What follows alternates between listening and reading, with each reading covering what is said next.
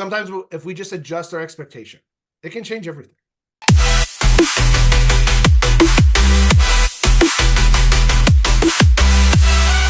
What if I told you that the standard is that most transactions are an absolute show, and that the better you are and the more skilled you are as an agent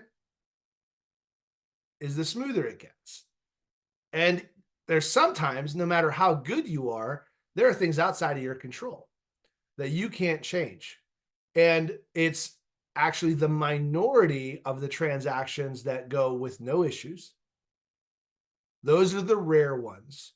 And so instead of feeling down about yourself or like you're not doing a good job or you've got the bad clients or the bad luck, what if you just understood that this is just what it is? And the better we get, the further we get, the more we're able to withstand and the quicker we are to just bring solutions. And how could that possibly change the way you feel about it, right? Um, gosh, I vividly remember like being in a string of when Brad, like what you share just resonates so much because I remember being there going, I know that I asked for this business, but like if I didn't have to deal with these people right now, like I don't know, like I don't like I'd be okay. I don't know, like maybe I just right, like you just start second guessing everything. So continue to go back to the mantra that one of my coaches shared with me well in the past, and they said simply this. It's very simple, and it couldn't be more true. Is your income is in direct proportion to the level of problems that you solve. If you don't want any problems, you get low income. You want to make a living, like you want to create a legacy, you want to live in some abundance, then you get to solve some problems. Do you know what the CEO of a company actually does? They're a firefighter. The only thing they handle is problems. Lawsuits, problems, attacks from other industries, attacks from the government, attacks from class action lawsuits, from internal stuff, from HR, from sabotage, subterfuge. Like CEOs are literally just the problem solvers. And everyone's like, oh, if I was the boss, if I was in charge, cool. You get to put out all the problems, right? And some people thrive in that. So if you don't want any problems, that's cool. There's an assembly line that you can punch into and then do that same thing all day, every day. No problems.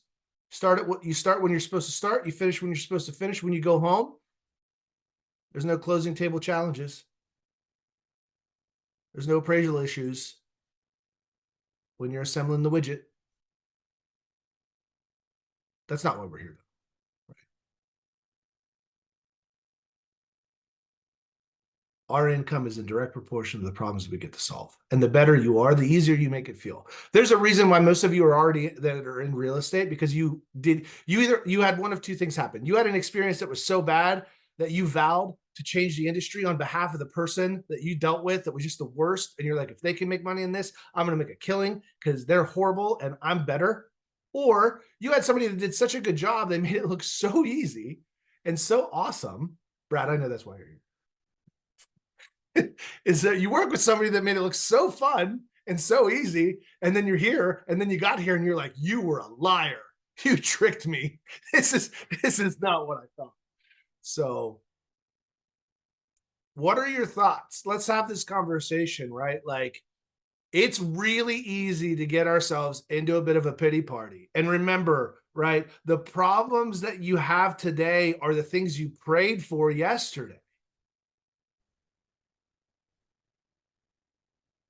And there are thousands of people that wish they had your problem right now. Thousands. So we're on a safe call though. The empathy here is strong.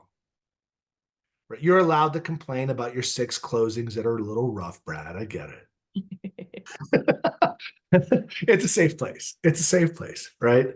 Like, wow, how am I supposed to pack for the Midwest and Miami at the same time? So, but for real though, sometimes if we just adjust our expectation, it can change everything, right? Instead of going, oh, why does this always keep happening to me? Going, okay, well, what am I going to do next time to make sure that this doesn't happen again? Because it's going to happen, right? Like a real estate transaction. You ever watch the Red Bull downhill go-kart race or whatever they like the teams put together like these ridiculous carts. And like the thing is that they all fall apart along the way. And some of them make it down like kind of in style, but a lot of them like crash and burn and fall apart. Like a transaction is like that. Like if you're just sitting along for the ride, the wheels are going to come off the thing. However, like with a little bit of planning and forethought, like you can keep it together. It still may be a little bumpy along the way and it'll be exciting for sure. And yet, all of them want to fall apart. The great ones are the exceptions when they're super smooth and easy. But that's just because like there's a lot of people on board that are ready to make it happen. So anyway, I wanted to share that, right? Because I think we need a reminder sometimes that you're not a bad agent. You don't always have bad clients either. It's just the nature of the beast. And if you've been doing this long enough, it is what it is. You get used to the chaos. You just get like, I mean, you just get absorbed, like you just get kind of, I don't know, calloused, conditioned to it. I don't know. Like, think about, right? Like when you were newer, having a transaction was like you're at 1,000% bandwidth. There's no, like you couldn't think of anything else. And then you had to do 2 at once, and you're like, what is this? And all of a sudden 2 became 4. You're like, how can I even breathe? And you're like, now 4 is 6. And then now when you have 2, you're like, I'm bored to death. I'm going bankrupt. Like I need 6. Right? Like you just change, it just changes the perception piece, right? So like, anyways, it's so funny how our brains want to play tricks on us and cause us to go into all kinds of different stories and feelings at all times. And sometimes we just need a little help from our friends to get our mind right. Other thoughts, ahas, or takeaways from that? I think we just willed Brad to close all 6 of them. Easy runway closings. I mean, they'll close. I will make sure they'll close. It's just the struggle bus to get there. But Or it's just what it takes to get there. I mean, yeah, It's it is what just it the is, right? bus. Like Yeah. we will close. Yep. So Buckle up and enjoy the ride. Yeah, keep your arms and legs inside the car at all times. Yeah, I'm bro. nowhere near like where it's not a comparison thing. I'm just like at 7.5 years in, I still make a lot of mistakes on things that I shouldn't make. But I definitely feel like well, I shouldn't say feel. I know that I have gotten 1,000 times better about some of these things, and it has been, I mean, completely game changing for me. And some of it's stuff like Matt's even taught me. I picked up from other people on here, just like just experiences and stuff that happened. One of the first things that had been important to me when I got into real estate is I never wanted to rely on a commission. So when you take the money like out of the equation, I feel like you can go in and you can approach things in a completely, like your mindset is completely different. So I've worked really hard to get back to where I have, I'm a few months ahead again, which is, I mean, it just puts you, like I said, in a totally different place.